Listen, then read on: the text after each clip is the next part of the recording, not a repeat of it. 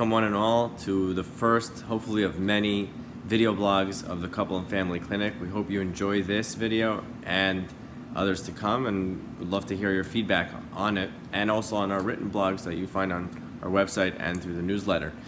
For the first blog, I wanted to just give a typical lesson or typical insight, but there's something that's really on my heart and my mind, and that is the loss of an incredible giant of a person, and who had a very, very deep impact on my life. And his name was Rabbi Dr. Abraham J. Twerski. And his story is he was actually in line to be a Hasidic rabbi of a dynasty of Hasidic rabbis. And he decided that he was going to go into medical school to help people, and he became a psychiatrist.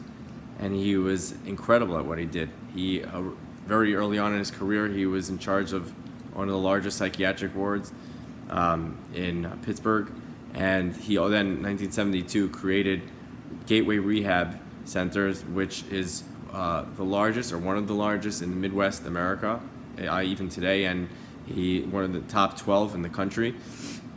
And he authored, and people don't believe him when I tell them this, but he authored over 80 books, and he even one series of books he had written with the famous illustrator Charles Schulz of Peanuts, who had commented to Dr. Twerski that if I saw what you see in my comics, I would be paralyzed from drawing.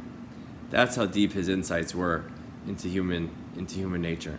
And I was lucky that even though I knew him through his books and through his fame came through that mainly, I ended up living in a community and a few blocks away from him, and I had not known when I moved in that he had remarried after his first wife had passed away, and he was about when I moved in, he was about 80 years old at the time, pretty much retired, but still helping people.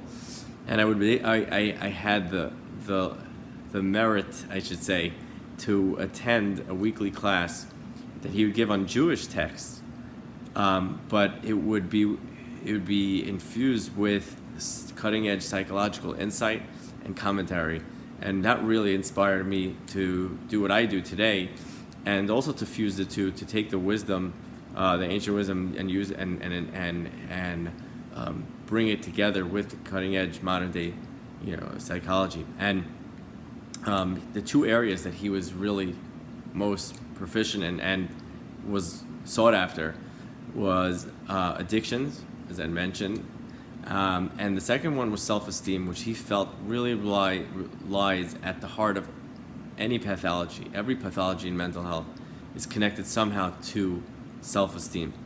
And so I want to share in a short time 2 insights that he had in both of those areas. And there's a lot of insights you could get just by reading his stuff or finding his articles or videos online. He's got a lot. But these are the ones that are particularly made an impact on me because I heard him say them. And they are, the first one in the realm of addiction. So this is also a little bit political, but it's coming from the knowledge and over 50 years of experience with addiction. And he said that when it comes to recreational marijuana, and this is something that's a hot topic now in Montgomery County, he said people are overlooking the real damage that he's most concerned with, and that is for age group of 18 to 30 years old.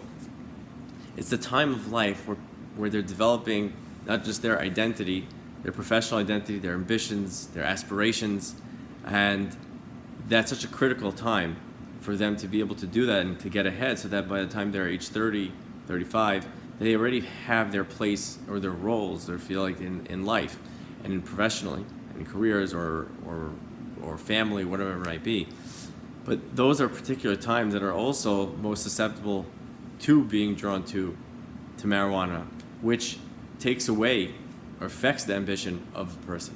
And he said it's so tragic when he used to see people who got past their challenges and didn't get it, maybe even get into harder drugs.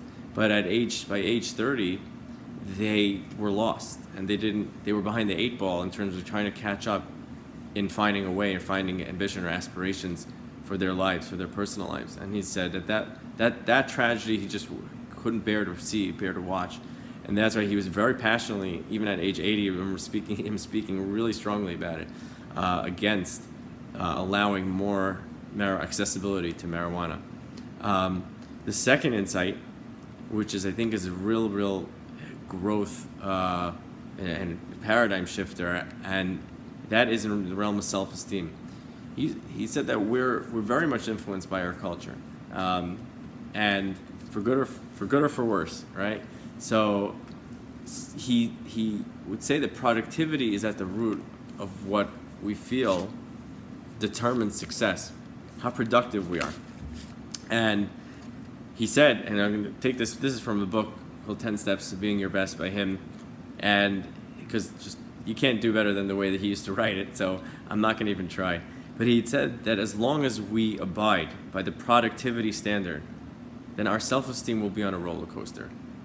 External circumstances, many of which are beyond our control, will dictate how we feel about ourselves. Even our performance may be beyond our control. And this is the key line, because all a person has control of is the process. And then he said the following. He said, if you look, cultural values dictate that wealth consists of material assets, and that power consists of control over others, and that wisdom consists of knowing a lot, and honor consists of receiving recognition. He said, but that perspective will affect our self-esteem. And if a person has not achieved any of that, they will feel it. He said, but true values is that wealth is actually contentment with whatever one has, and that power is actually mastery over oneself rather than others, and that wisdom is the willingness to learn from others, and honor is the bestowal of recognition to others rather than receiving it.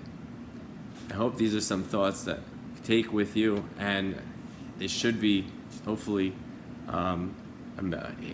offer blessing to his memory and maybe inspire you to learn more about Dr. Abraham J. Twerski.